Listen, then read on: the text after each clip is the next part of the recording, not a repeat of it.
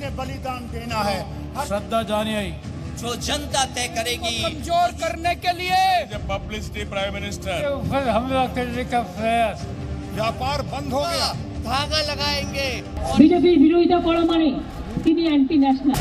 ये दृश्य देखने के बाद मुझे समझ आ रहा है कि दीदी हिंसा पर क्यों उतर आई है।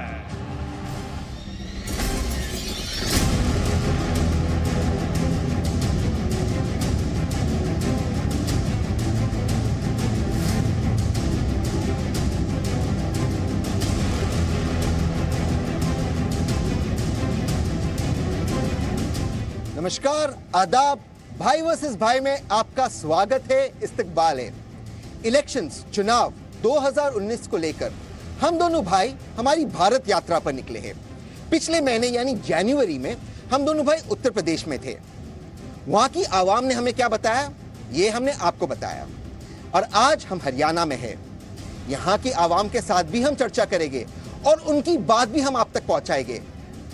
वार्तालाप आज हरियाणा पर के मुद्दों पर होगी और देश के मुद्दों पर होगी। और आज देश का सबसे बड़ा मुद्दा यहाँ पर है कि वेस्ट बंगाल की पुलिस और सीबीआई के बीच में जो जंग चल रही है, उस पर हम इस मंच पर आज वार्तालाप करेंगे।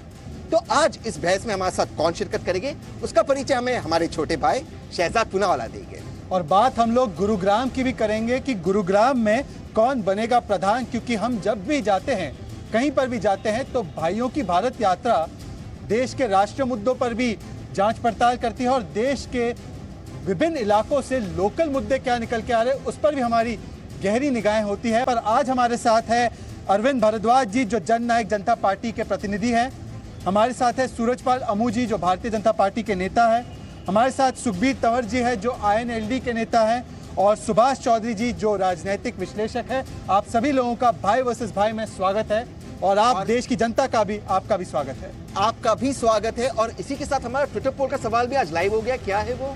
आज का ट्विटर पोल का सवाल भी भाई वर्सेस भाई पर लाइव हो चुका है। और आज का सवाल है कि भ्रष्टाचारियों को बचाने के लिए ममता बनर्जी धरना पॉलिटिक्स कर रही हैं। मेरा यानी शहजाद पूनावाला का दावा है बिल्कुल हाँ, और मेरा यानी तहसीन पूनावाला का दावा है बिल्कुल नहीं। तो आप किसकी बातों से इत्तेफाक रखते हैं, शहजाद पूनावाला छोटे भाई की बातों से, या आप बड़े भाई तहसीन पूनावाला की बातों से इत्तेफाक रखते हो? आप #भाई वर्सेस भाई पर वोट करिए, ट्वीट कीजिए और अपने कमेंट्स हमारे पास भेजिए ताकि उनको दिखाया जाए लाइव भाई वर्सेस भाई के शो के दौरान।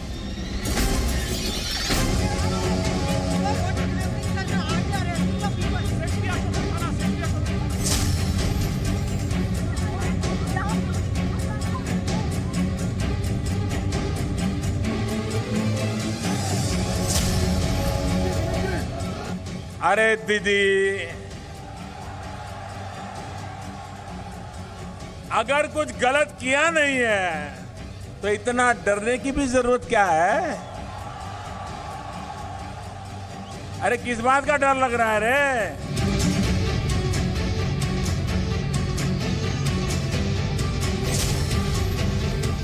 বিজেপির বিরুদ্ধে করা মানে জেলে ঢুকিয়ে দেওয়া। বিজেপির বিরোধিতা করা মানে তিনি দেশের শত্রু। বিজেপির বিরোধিতা করা মানে তিনি অ্যান্টি ন্যাশনাল। বিজেপির বিরোধিতা করা মানে তুমি দেশপ্রেমিক নয়। এই যে একটা ভিন্ন কায়দায় ঘৃণার আজকে সারা দেশে সৃষ্টি করা হয়েছে। जो ममता जी दो MPs की गिरफ्तारी पर खामोश रहती हैं, वो एक पुलिस कमिश्नर 89 बैच के IPS अफसर की गिरफ्तारी पर इतनी व्याकुल क्यों हो गई? लगता है राजदार बहुत जानता है और राजदार को बचाना जरूरी है। बंगाल के लुटेरों पर दीदी की ममता क्यों? दरअसल कल रात से ही, कल शाम से ही तेज डेवलपमेंट्स होती जा रही है। सीबीआई की एक टीम पहुंची थी कोलकाता पुलिस कमिश्नर के पास जांच पड़ताल करने के लिए चिटफंड स्कैम में, और वहां पर कोलकाता की पुलिस ने सीबीआई की टीम को रोका, उन्हें डिटेन किया और उसके बाद मामला सुप्रीम कोर्ट में पहुंचा है। पर ममता बनर्जी ने धरना भी दे दिया है। शायद वो Arvind Kejriwal style of politics से कुछ प्रेरणा भी ले रही हैं। तो आइए सबसे पहले जनता से ही पूछते हैं कि क्या बंगाल में लुटेरों पर दीदी की ममता क्यों है, और ये सवाल हम लोग जनता से ही पूछते हैं। ये सच है, कोई भी किसी को बचाता है या तो उसका कोई रिश्तेदार होता है या उसका राजदार होता है। ये पुलिस कमिश्नर, मुझे लगता है इनके पास बहुत राज है ममता बनर्जी के, जिस कारण से कहीं ये राज ना खोल दे। और ये हिंदुस्तान में पहली बार हमने देखा है कि कोई भी पुलिस का अधिकारी धरने पे बैठ जाए। ऐसे राज चलते हैं क्या? ऐसे देश चलेगा क्या? ये पुलिस जो अफसर है वो षड्यंत्रकारी है और उनके पास राज है उनको बचाने के लिए। आपको क्या लगता है मैम? बिल्कुल सही कह रहे हैं, मैं सहमत हूँ इस बात से। ममता बनर्जी खुद इतनी चोर हैं और उसके बावजूद वो ये सब हरकत कर रही हैं, तो इसका सीधा सीधा चाहता है कि वो बचाने की कोशिश कर रही हैं। पहली बात तो ममता एक तो मोदी के खिलाफ अपनी पावर दिखाना चाह रही हैं कि हम उनके खिलाफ हैं और हम उनको अपने, कभी ये कहते हैं कि सीबीआई जो है सेंटर के अधीन है, कभी कहते हैं उसको स्वतंत्र कार्यभार दिया जाना चाहिए, और ये इनकी मिलीभगत। हाँ बिल्कुल, ममता के पास कहीं ना कहीं कोई पिटारा ऐसा छुपा हुआ है जो दिखाता है कि भ्रष्टाचारी उसके अंडर में छुपे हुए हैं। तो भ्राताश्री, आपने सुना ही होगा, जनता की आवाज एक राय, उनकी एक मत है कि ममता बनर्जी का कोई ना कोई राज है जिसे वो छुपाना चाहती है, और इसीलिए सारी तेज डेवलपमेंट्स हो रही है बंगाल में। सूरज जी, मैं आपके पास आना चाहता हूँ। आपने हाईकोर्ट ने ये सर्च वारंट आपके पास था नहीं, तो आप इलीगली किसी ऊपर सर्च कैसे कर रहे हो, इसका आप संक्षेप में जवाब दीजिए। सर, अगर आप माइक से बात करोगे।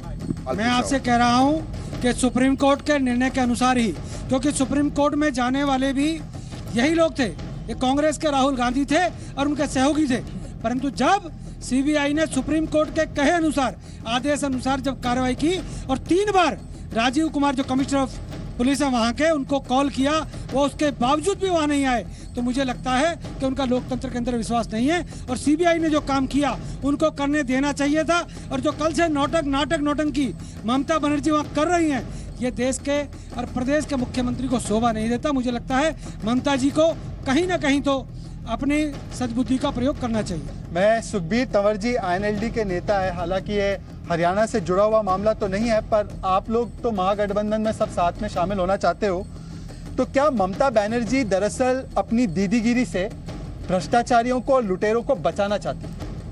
देखिए, सर्वप्रथम तो जो अम्मू जी ने बात कही, इस बात का कोई आधार नहीं है। जब एक पर्टिकुलर केस में हाई कोर्ट ने बहुत स्ट्रिक्टली कह दिया कि आप इंटरव्यू नहीं करेंगे तो नहीं करेंगे। ये देश इस भारतीय दंड संहिता के अनुसार चलता है, ना कि अम्मू जी के कहने के अनुसार। इसलिए इस काम में, इसमें जो भी अनियमितता है वो इसका फैसला सुप्रीम कोर्ट करे, ना कि यहाँ बैठ के हम लोग करें। अगर संवैधानिक, सुनिए मेरी बात, के ऊपर है, सुनिए मेरी बात, अगर संवैधानिक कोई स्थिति आती है, उसका जो भी उसका फैसला है वो सिर्फ और सिर्फ सुप्रीम कोर्ट इस मामले में कर सकता है। और अगर ममता बनर्जी गलत है, अगर ममता बनर्जी असंवैधानिक है तो बर्खास्त करें। सवाल ये भी हो सकता था कि कोलकाता पुलिस ऐसी हरकत करे सीबीआई वालों के साथ। दूसरा विषय, सर सुनिए, मैं ये पूछना चाहता हूँ, मैं राजनीतिक विश्लेषक को लाना चाहता हूँ इस डिबेट में। मैं आपसे पूछना चाहता हूँ सुभाष जी कि अगर सुप्रीम कोर्ट और कोर्ट की बात थी तो ममता बनर्जी की पुलिस और ममता बनर्जी खुद कोर्ट चली जाती कि सीबीआई का एक्शन इलीगल है, पर सीबीआई का एक्शन इलीगल इसलिए नहीं है क्योंकि पेज 44 है मेरे पास सुप्रीम कोर्ट के फैसले का, उसमें उन्होंने कहा है CBI shall be free to conduct further investigation in terms of 173 of the CRPC in relation to any case where charge sheet has been filed before court against companies involved in chit fund scam। तो इसमें clean CBI को एक गो head मिला था supreme court के द्वारा। हाँ, ये बात आप बिल्कुल ठीक कह रहे हैं। मुझे इसमें दोनों ही पक्ष मुझे जिम्मेदार में ठहराऊंगा। देश में जो केवल संविधान से ये देश नहीं चलता, कुछ परंपराएं हैं। आप देखेंगे संसद में भी कुछ अगर बात होती है तो हाउस ऑफ कॉमन्स के, हाउस ऑफ लॉर्ड्स के जो कुछ परंपराएं हैं वहाँ हैं, उस ट्रेडिशंस को फॉलो यहाँ किया जाता है। मगर मुझे लगता है उन सारी परंपराओं को धूल चटाने का पूरा जिम्मा अब चाहे सत्ता में राज्य में जो भी लोग हों या फिर केंद्र में जो लोग हों, दोनों ही जिम्मेदार हैं इस बात के लिए। अगर सीबीआई उनको बार बार अल्टीमेटम दे रही थी या उनको सम्मन दे रही थी तो फिर एक रिस्पॉन्सिबल चीफ मिनिस्टर की जिम्मेदारी बनती थी ममता जी की कि आप अपने कमिश्नर को बोलते कि आप जाओ और आप जाकर इन्वेस्टिगेशन में कोऑपरेट करो। जो हमेशा एक जो किसी भी तरह के इन्वेस्टिगेशन में अक्सर आप देखेंगे एक ट्रेडिशनल वर्ड है, और हमेशा कोर्ट को जो भी व्यक्ति जाता है कोर्ट को एश्योर करता है, वो कहता है कि मैं इन्वेस्टिगेशन में कोऑपरेट करूंगा, इसलिए आप मुझे जमानत दे दें। मैं कह रहा हूं कि उस पुलिस कमिश्नर ने क्यों नहीं कोऑपरेट किया इन्वेस्टिगेशन में, खुद जाकर क्यों नहीं अपने को वहां क्यों नहीं प्रस्तुत किया। पहली बात ये। दूसरी बात मैं ये कहना चाहता हूं कि ममता जी एक रिस्पॉन्सिबल चीफ मिनिस्टर अगर हैं और लोकतांत्रिक व्यवस्था में वो विश्वास रखती हैं, तो क्या उनका संविधान में और जो संवैधानिक संस्था है उससे विश्वास बिल्कुल उठ चुका है? उन्होंने क्यों नहीं अपने कमिश्नर को कहा कि आप जाकर इन्वेस्टिगेशन में कमिश्नर हाईकोर्ट गए थे, वहां से स्टे लिया था, लेकिन अब वक्त हो चुका है। सुभाष जी आपकी बात आ गई। अब वक्त हो चुका है हमारे दूसरे सवाल की ओर जाने का।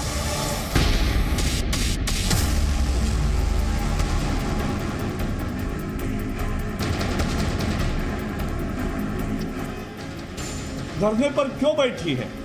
पुलिस कमिश्नर को बचाना चाहती या खुद को बचाना चाहती? ये चिटफंड हो, शारदा हो, पेंटिंग हो, सारे तार एक ही दरवाजे पर जा रहे हैं। मुझे जो ये पानी पी पी करके कोसा जाता है, गालियां दी जाती है, उसकी वजह यही है कि मैं भ्रष्टाचार और काले धन के खिलाफ कार्रवाई कर रहा हूं। धरने की सियासत से भ्रष्टाचारियों को बचाना चाहती है ममता जी। दरअसल बात यह है कि अक्टूबर 2018 में एक ऑडियो टेप लीक हुआ था। इस ऑडियो टेप में वेस्ट बंगाल में जो वहां के जो मुकुल रॉय जी हैं, जो पहले टीएमसी में थे, मुकुल रॉय जी कैलाश विजयवर्गीय जी को कहते, बीजेपी के बड़े नेता को, कि सुनिए जो कुछ आईपीएस ऑफिसर्स हैं उनको ठिकाने लगाना होगा सीबीआई के द्वारा। तो कहीं ना कहीं यहाँ पे आपको साजिश नहीं लगती कि एक हाईकोर्ट का स्टे था तब भी ये रेड हुई, बिना सर्च वारंट की रेड हुई, और इसके अलावा सीबीआई खुद कहती है कि सर्च वारंट मिलना मुश्किल है। तो आपको क्या लगता है, क्या ममता जी भ्रष्टाचारियों को बचा रही है? ये बिल्कुल नहीं, ममता जी अपने आप को बचा रही है। वो लोकतंत्र बोल रही है, लोकतंत्र खतरे में, लेकिन उनकी खुद की सत्ता खतरे में है, मुझे लगता है। ममता वैसे तो राजीव कुमार को बचा रही है, लेकिन थोड़ी इसमें अपनी उनकी मैं की बात भी आ रही है। इधर वो मोदी को भी दिखा रही है कि मेरी पावर है कुछ। बिल्कुल ममता जी अपने आप को बचा रही है, उनको इसमें कोऑपरेट करना चाहिए, सहयोग देना चाहिए, जो भी इन्वेस्टिगेशन हो रही है उनको सहयोग। मैं फिर से आना चाहता हूँ आपके पास सुखबीर जी। मुझे आप बताइए कि किसी भी मुख्यमंत्री को इस तरीके से जांच में अड़ंगा डालना चाहिए, जांच होने नहीं देनी चाहिए पूरी तरीके से? देखिए, जहां तक जांच का विषय है, जांच होनी चाहिए, लेकिन जिस प्रकार से इस सारी प्रोसीडिंग पे स्टे मिला हुआ है, फिर उसका क्या औचित्य है? ये सारे जो ऑडियंस है जो देख रहे हैं, वो ठीक है कि इनकी जो भावना ममता बनर्जी के बारे में है, लेकिन ये देश कानून से चलता है और कानून ने स्टे दिया हुआ है। फिर जब कानून ने स्टे दिया हुआ है तो उस बात का औचित्य क्या रह गया? आपको सुखबीर जी जानकारी नहीं है, आज भी राजीव कुमार हाई कोर्ट में गए हैं। वो हाई कोर्ट में क्यों गए आपको मालूम है क्या? वो सम्मन्स को कैंसिल कराने के लिए गए हैं और आप उनकी वकालत कर रहे हैं।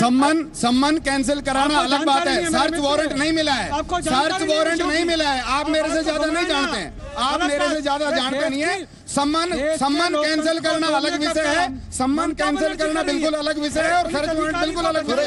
सूरज जी, मैं अरविंद जी के पास जाना चाहता हूँ, सूरज जी, मैं अरविंद जी के पास जाना था, लेकिन जो यहाँ कह रहे बिल्कुल सही है। उनको नहीं सर, हाई कोर्ट ने आपको बिल्कुल जानकारी नहीं है, आपको सर्च वारंट और सम्मन का दिया था, मतलब नहीं पता है। नहीं पता है। अरविंद जी, मैं आपके पास, मैंने 25 साल यही काम किया है, मैंने 25 साल काम यही किया है। सूरज जी, आपको नहीं पता है, आपको नहीं पता है, आप अपनी गलती स्वीकार करें, अरविंद जी के पास स्वीकार करें, आप अपनी गलती स्वीकार करें। ठीक है, सर्च वारंट और सम्मन में फर्क होता है, आप अपनी गलती स्वीकार करें। आपकी बात आगे प्लीज, आपके सर अरविंद जी, मैं आपके पास आना चाहता हूँ। देखिए, दरअसल बात क्या है, 1 फरवरी को हमारे वजीर आजम गए थे वेस्ट बंगाल। वहां पे एक रिलीजियस रैली के अंदर, मैं दोहरा रहा हूं, रिलीजियस रैली का आप ऑडियो चेक कीजिए। हमारे वजीर आजम नरेंद्र मोदी जी राजीव कुमार, एक पुलिस कमिश्नर का नाम लेते हुए कहते हैं कि इन पर कुछ एक्शन होना चाहिए। एक वजीर आजम पुलिस कमिश्नर के बारे में कहते हैं। 2 दिन बाद सीबीआई आई थी बिना हाई कोर्ट के इजाजत, बिना सर्च वारंट के।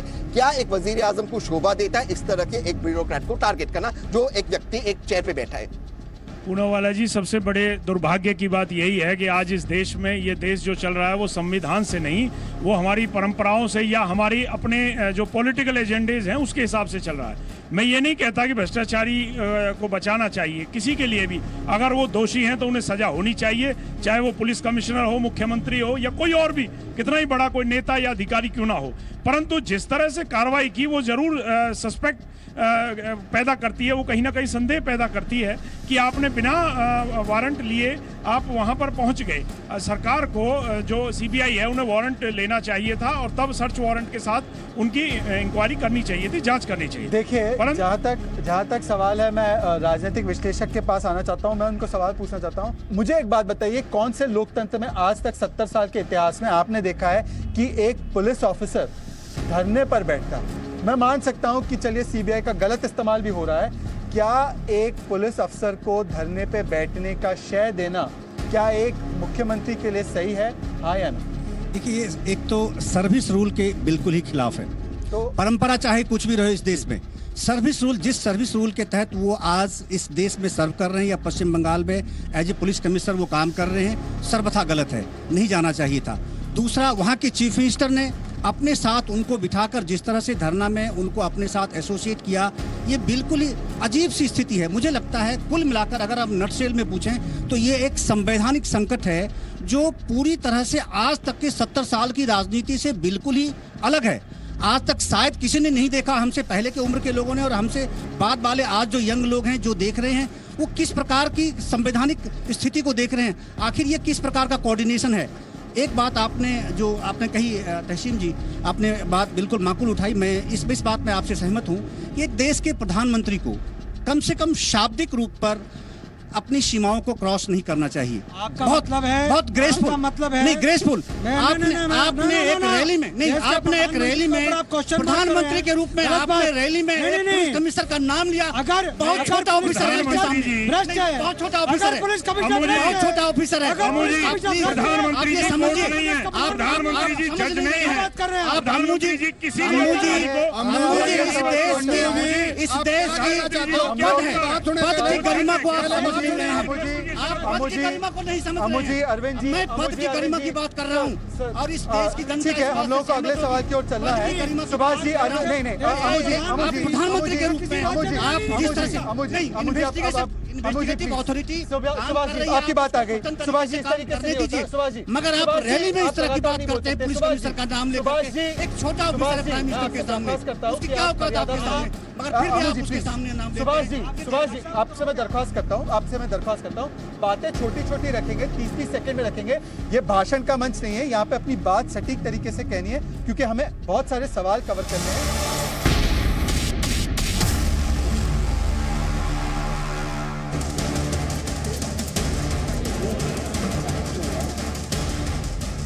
आप क्या कर रहे हैं? सीबीआई से विपक्ष को दबा रहे हैं। क्या दुनिया में ऐसे लोकतंत्र में होता है क्या?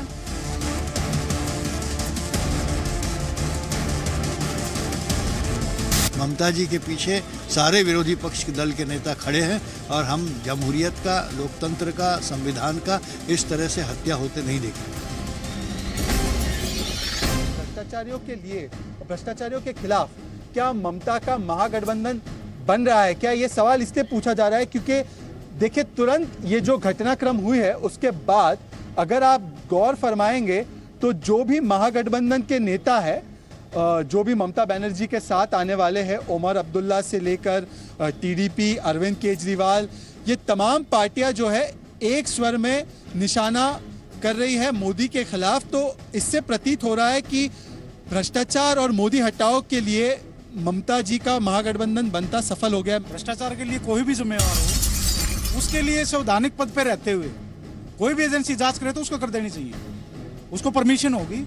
ये सारे चोर मुसेरे भाई इकट्ठे हो रहे हैं, सिर्फ और सिर्फ एक ही मुद्दा है कि हमारे को खाने को नहीं मिल रहा, इसलिए अब मोदी जी को हटाओ और हम अपनी किसी तरह से इनको हटा करके और हम अपनी दाल गलाएं और अपना माल जो ना बनाएं। 23 पार्टी मिलके एक बंदे के साथ आ रहे हैं और पोर्ट्रे क्या हो रहा है? भ्रष्टाचार को बचाना, भ्रष्टाचार के खिलाफ ना लड़के भ्रष्टाचारियों को आगे बढ़ावा दिया जा रहा है। और सूरज जी, मैं आपके पास आना चाहता हूँ, यहाँ पर फेडरल स्ट्रक्चर की बात हो रही है, तो मैं आपको दो चीज बता दूं। सुप्रीम कोर्ट ने, मेरे छोटे भाई ने भी कहा कि सुप्रीम कोर्ट ने ये आदेश दिया था 2014 में कि ये केस की जांच होनी चाहिए क्या, और सुप्रीम कोर्ट ने कहा था चार्जशीट फाइल होने पर आप किसी का भी इंटरोगेशन करो। आज हम 2019 में है, इलेक्शन को 2 महीना बाकी है, एक भी चार्जशीट फाइल नहीं हुई है और आप बिना वारंट के पहुंच गए। दूसरा सवाल, सीआरपीएफ कैसे बाहर आई बिना इजाजत के, वो हमें बताइए। सीआरपीएफ कैसे बाहर आई? मैं तहसीन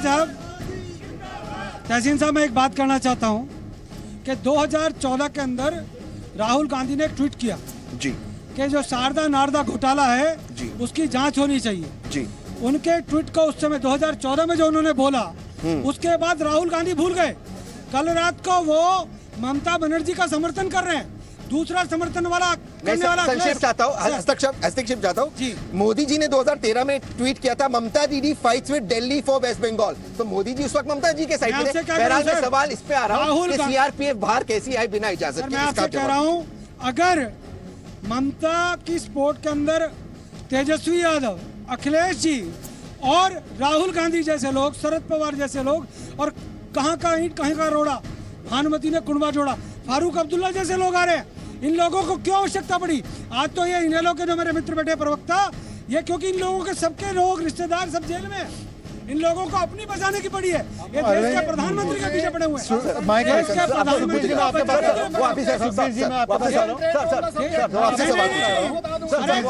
जेल में जा जाके आप लोगों को बचने का, आपको बचने का मौका नहीं मिल रहा। चलिए हम लोग एक दूसरे पे ऐसे हमला ना करें। बचने का मौका नहीं मिल रहा। अमू जी, मुझे अरविंद जी के अमू जी इस तरीके से नहीं, मुझे अरविंद जी के पास आने दीजिए। सवाल ये है कि मोदी जब मुख्यमंत्री थे तो उनकी भी इन्वेस्टिगेशन की गई, किसी ने भी धरना पॉलिटिक्स नहीं की, ना किसी ने पुलिस वालों से धरना दिलवाया। आज जो हो रहा है बंगाल में, क्या ये सही है? क्या ये भ्रष्टाचारियों के खिलाफ एक तरीके से महागठबंधन बनाने की कोशिश नहीं है? पूना वाला जी, मैं आपको ये बताना चाहूंगा, मोदी जी ने धरने नहीं दिए, मोदी जी ने अपने विरोधियों को रास्ते से हटाने का काम किया। वो केस आप याद कीजिए, जो तो बड़ा कैसे आरोप लगा सकते हैं? उनके केस में जो लोग गवाह बने उनके खिलाफ, वो कहाँ है आज? सुप्रीम कोर्ट और कोर्ट ने क्लीन चिट दिए हैं और आप कोर्ट की बातों को आप इग्नोर करेंगे, उसको प्रमोट किया गया नहीं है। जिन्होंने खिलाफ गवाही दी वो कहाँ है? तो 10 साल सुप्रीम जी के पास जाना चाहता हूँ। सूरज जी, आज सारे बाहर आ गए। सूरज जी, किसी को सजा नहीं हुई ना। मैं आपके पास जाना चाहता हूं। सवाल आपसे ये है कि शहजाद ने कहा भ्रष्टाचारियों के खिलाफ एक्शन हो रहा है। 2014 में सुप्रीम कोर्ट कहता है कि इसकी जांच होनी चाहिए। सिद्धार्थनाथ सिंह जाते हैं वेस्ट बंगाल और कहते हैं भाग मुकुल रॉय भाग। उसके बाद ये होता है कि मुकुल रॉय वॉशिंग मशीन, भाजपा नाम की वॉशिंग मशीन में जाते, साफ होके बाहर आते। आज मुकुल रॉय पर एक छापा नहीं, एक इंटरोगेशन नहीं जब से भाजपा ज्वाइन की। तो क्या ये सिलेक्टिव टारगेटिंग है, हाँ या ना? निसंदेह ये सिलेक्टिव टारगेट है। इसका जवाब ये प्रदेश और इस देश की जनता देगी। उसी घोटाले में शामिल मुकुल रॉय बिल्कुल साफ और सब बदमाश को चीन की जनता ने आपको जवाब दिया। हम लोग को अब अगले सवाल की ओर चलना है।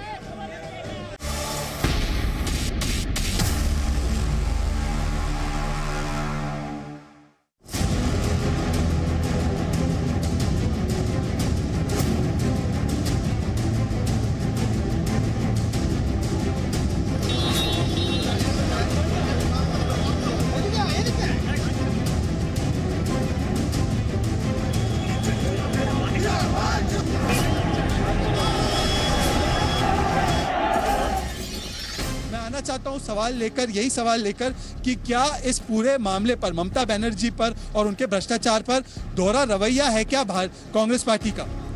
देखिए, कांग्रेस पार्टी हो या बीजेपी पार्टी हो, केवल और केवल जनता को मूर्ख, आज ही उनको सीबीआई रेड की इंतजार हुआ है। अब इलेक्शन आ गए तो सीबीआई रेड करवाएंगे। ये जनता सब जानती है। न्याय प्रक्रिया इन्वेस्टिगेशन में देरी क्यों, जांच में देरी क्यों? एक आम आदमी क्राइम करता है, उसके लिए साल भर में 6 महीने में फैसला। ये पॉलिटिकल जितने भी लोग हैं 5-5, 10-10 साल के चलते हैं, मुकदमे दब जाते हैं, सब कुछ हो जाता है। नहीं, अब देरी इस मामले में देरी क्यों? इस मामले में देर क्यों? हम लोग आते हैं, सवाल यह है भ्राताश्री आपसे कि कांग्रेस पार्टी के पास ऐसी कौन सी मशीन है कि 2014 में जो राहुल गांधी ने ममता बनर्जी को भ्रष्ट बुलाया था, ट्वीट भी है, तो आज 2019 आते आते वो इतने साफ पाक कैसे हो गई? ये जरा इसका जवाब आप मेरे छोटे भाई बादाम काजू के चक्कर में, इस वॉशिंग मशीन के चक्कर में ये भूल जाते कभी कभी तथ्य क्या है। तथ्य ये है कि कांग्रेस आज भी कह रही है कि शारदा चिट फंड में घोटाला हुआ। आखिर सुप्रीम कोर्ट ने कहा है, क्या कांग्रेस पार्टी ने ये कहा है कि आप संविधान का उल्लंघन करते, आप वहां पर सीआरपीएफ की फोर्सेस भेज दीजिए? तो सूरजपाल अबू जी, मेरा आपसे सवाल ये है कि हमारे वजीर आजम नरेंद्र मोदी जी जब वजीर आला चीफ मिनिस्टर गुजरात थे, उन्होंने ये ट्वीट किया था। ट्वीट का मेरे भाई को बहुत शौक है। बट पीपल ऑफ गुजरात यानी गुजरात के लोग ने हमें स्वीकार किया है, हम सीबीआई से डरेंगे नहीं, मोदी सीबीआई से डरेगा नहीं। सर ट्वीट किया था तो फिर सीबीआई तो डरने वाले मोदी जी ने आज सीबीआई को ऐसा कर दिया कि दोनों लोग वहां कोर्ट चले गए। सीबीआई आज कमजोर हो गया है और सीबीआई मोदी जी के इशारे पर काम कर रहा है। मुझे एक रिफॉर्म बता दीजिए मोदी जी ने किया। तहसीन भाई, आप जैसे बुद्धिजीवी लोग जी जब अगर ये कहेंगे सीबीआई किसी के कहने पे काम करती है, 10 साल मोदी जी कहते हैं, रुकिएगा, मोदी जी 10 साल जब केंद्र के अंदर कांग्रेस की सरकार रही, जिस प्रकार से सीबीआई का तोता बनाकर कांग्रेस के लोगों ने यूज किया, उससे मैं आपको सीबीआई के ऊपर क्यों ध्यान नहीं आई?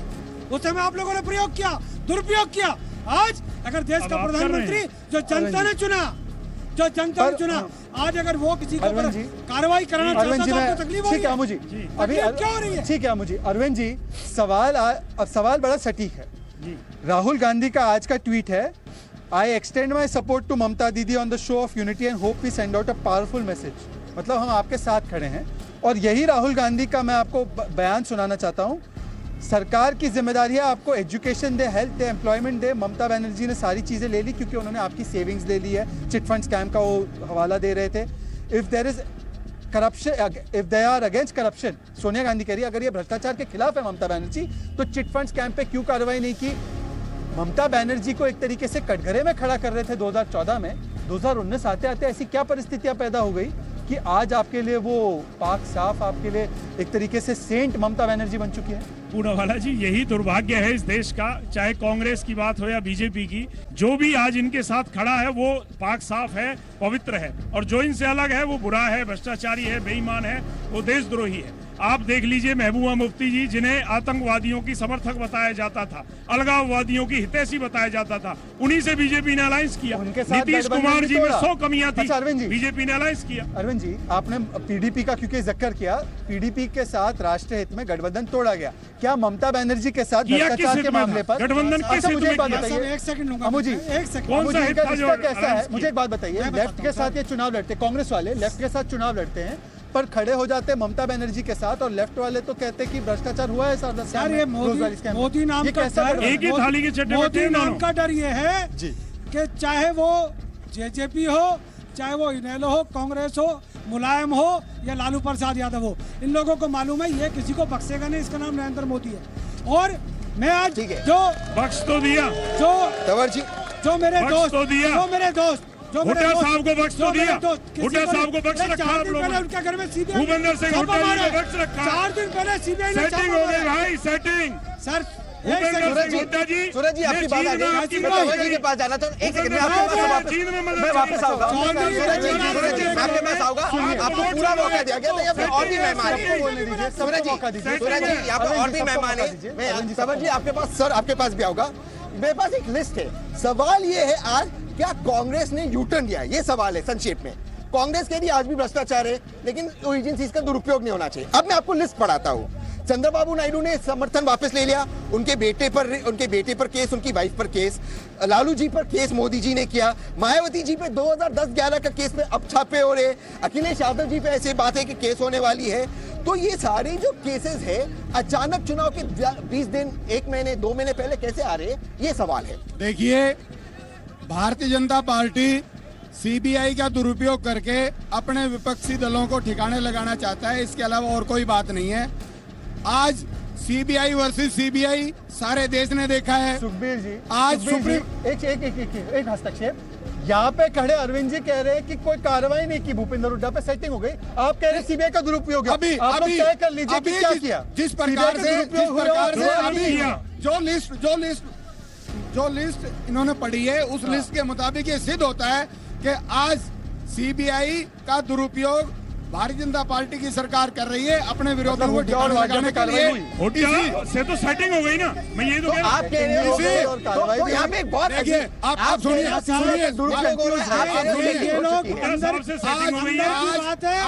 से सेटिंग नहीं होती कार्रवाई होगी। सेटिंग सिर्फ हमारी नहीं, सिर्फ हमारी, हम दोनों की नहीं होगी। क्या कह रहे हैं? मुझे कह रहे हैं भारतीय जनता पार्टी मुझे कह रहे हैं अंदर 22 की बात पार्टियों से है। अलायंस करके चुनाव लड़ने जा रही है। 22 पार्टियों से सारे विरोधी हमारे खिलाफ इकट्ठे हो रहे हैं। भारतीय जनता पार्टी का दामन छोड़ दिया था। आज क्यों है यहाँ? ये मुद्दा नहीं है, ये मुद्दा नहीं, व्यक्तिगत टिप्पणी नहीं, व्यक्तिगत टिप्पणी। सूरज जी ये मुद्दा नहीं है, मुद्दा ये नहीं है सर, मुद्दा ये नहीं है, मुद्दा ये है, सुनिए, मुद्दा ये है कि कहीं न कहीं देश की राजनीति। सूरज जी आपको कंवर जी का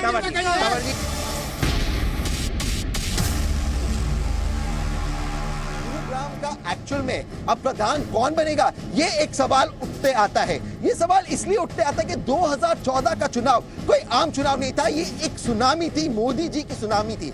हरियाणा जहां पे भाजपा का कहा जाता था कोई वजूद नहीं था, वहां पर भी बीजेपी ने स्वीप कर दिया। लेकिन क्या ये परफॉर्मेंस 2019 में बीजेपी रिपीट कर पाएगी? 2019 में गुरुग्राम का प्रधान कौन बनेगा? गुरुग्राम का प्रधान कौन बनेगा?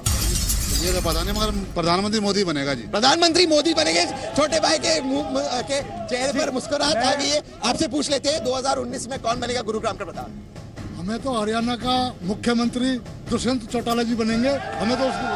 तो छोटे भाई देखिए यहाँ पर जो है बात बट गई है। कुछ लोग कहते हैं चौटाला जी वजीर आला यानी हरियाणा के मुख्यमंत्री बने, तो कुछ लोग कहते हैं मोदी जी दोबारा आएंगे। लेकिन सवाल सूरजपाल सिंह, मैं सूरजपाल जी और तंवर जी दोनों के पास आता हूँ। तंवर जी पहले तो आप ये जवाब दीजिए कि जिस सीट पर कभी भी उम्मीद नहीं थी भारतीय जनता पार्टी को, वो सीट हाल ही में जिंद की सीट 12,900 के मार्जिन से बीजेपी जीती। क्या इससे प्रतीत नहीं हो रहा है कि बीजेपी की अच्छे कामों की वेव अभी भी जारी है और गुरुग्राम में कम से कम 2019 में प्रधान जो है बीजेपी से ही फिर से बनेगा? देखिए, जींद का जो उपचुनाव था उसमें ईवीएम की जीत हुई है, भारतीय जनता पार्टी की जीत नहीं हुई है। मतगणना के दौरान जिस प्रकार से राजस्थान में भी एक बाईपोल हुआ, वो भी ईवीएम की चुनाव। आपने देखा होगा जिस प्रकार से, छत्तीसगढ़, राजस्थान। आप सुनिए मेरी बात, मतगणना के दौरान जिस प्रकार से मशीनों के नंबर मैच नहीं हुए और वहां जब लोगों ने विरोध किया, किस प्रकार से वहां लाठियां चली। एक तरफ मनोहरलाल खट्टर जी लड्डू खा रहे थे और जींद हल्के की जनता लाठी खा रही थी। ये सच्चाई है लोकतंत्र का चेहरा। अमू जी आप ईवीएम मैनेज कर रहे हैं, तो आप लोग ईवीएम वहाँ पे क्यों नहीं मैनेज करते? हर बाईपोल आप जीत जाते हैं। तहसीन साहब 3,000, अरे भैया जी भैया जी 3,420 वोट लेने वाला व्यक्ति जो पता नहीं कौन से नंबर पे है, उसको भी ईवीएम की चिंता हो रही है।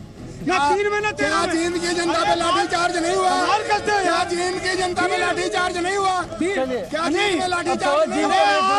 आप कहीं नहीं हो। आप जींद की बाकी सवाल अरविंद जी मैं आपके पास आना चाहता हूँ। आपका गुरुग्राम से बोलिए अरविंद जी, आपका अच्छा गुरुग्राम के लिए आप बताइए कि गुरुग्राम, आपसे इतना बता दीजिए मुझे कि गुरुग्राम में ऐसा क्या काम किया है आपने पिछले 5 सालों में जिसकी वजह से आपको लगता है 2019 में प्रदेश को हरियाणा के अंदर गुड़गांव के अंदर जिस प्रकार से हम लोगों ने गुड़गांव के अंदर विकास कार्य कराए हैं वो ऐतिहासिक है। फ्लाईओवर से लेके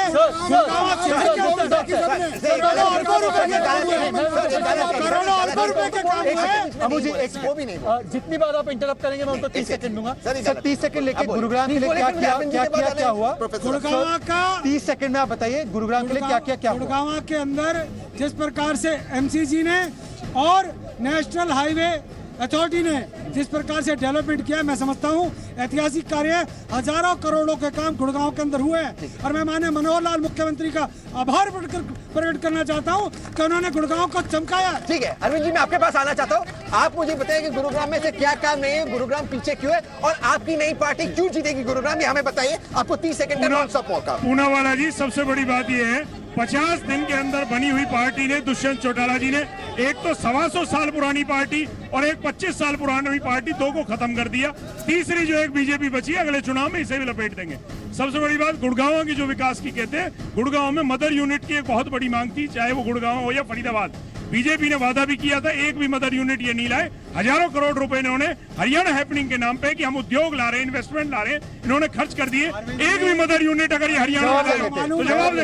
तुरंत जवाब मालूम है, मैं कहता हूँ जितने काम और जितनी यूनिट गुरुग्राम के अंदर लगी है उससे अधिक विकास कहीं नहीं हुआ। और मैं समझता हूँ चारों के चारों सीटों पर, चारों के चारों सीटों पर भाजपा जीती, आगे भी जीतेगी। आपको मैं नॉन स्टॉप मौका देता हूँ, 30 सेकंड आप बताएं, अगर आप गुरुग्राम के लिए आप क्या करोगे, आपकी पार्टी क्या करोगे? 30 सेकंड नॉन स्टॉप, फिर सुभाष जी का। देखिए, आज जो गुड़गांव है उसका जो विकास हुआ था वो माननीय चौधरी ओम प्रकाश जी चौटाला का विजन था। और भारतीय जनता पार्टी ने क्या किया, अभी पिछले बरसात में यहाँ नाव चली है, आपने देखा है, यहाँ जो विकास कार्य किए उनमें नाव चली है।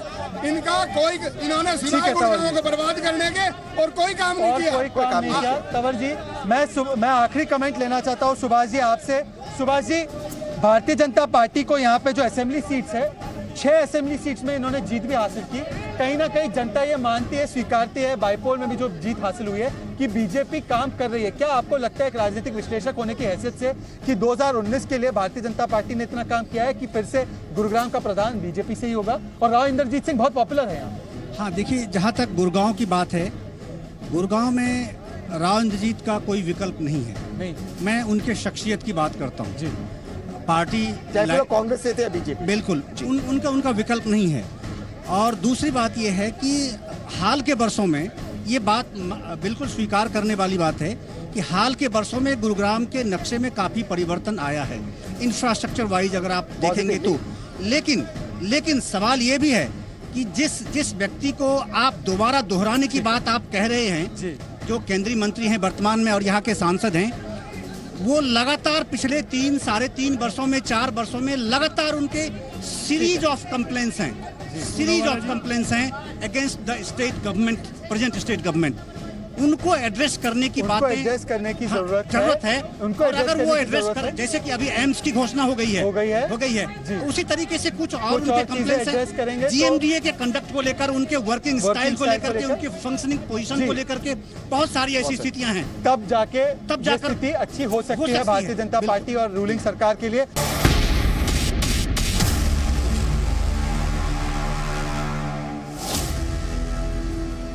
आज भाई वर्सेस भाई के ट्विटर के नतीजों में छोटे भाई यानी शहजाद पूनावाला की जीत हुई है। आज की डिबेट हमें यहीं पर समाप्त करनी होगी, पर हम देश के परिवारों को बताना चाहते हैं कि अगले पूरे हफ्ते तक तहसीन पूनावाला और मैं, हम दोनों भाइयों की भारत यात्रा हरियाणा में, उस प्रदेश में, उस भूमि पर जहां पर वेदव्यास ने महाभारत लिखी है, जहां पर श्री कृष्ण ने अर्जुन को गीता का उपदेश दिया था और कहा था कर्म करो, फल की चिंता मत करो। तो हम दोनों भाई भी इसी सिद्धांत पे चलते हुए कर्म करते रहेंगे और आपको हर रोज एक नए जगह से, एक नए शहर से हरियाणा की दिल की बात और हरियाणा के मन की बात बताते रहेंगे। तो आप लोग देखते रहिए कल 6:55 पर भाई वर्सेस भाई। तब तक के लिए धन्यवाद। जय हिंद, जय भारत।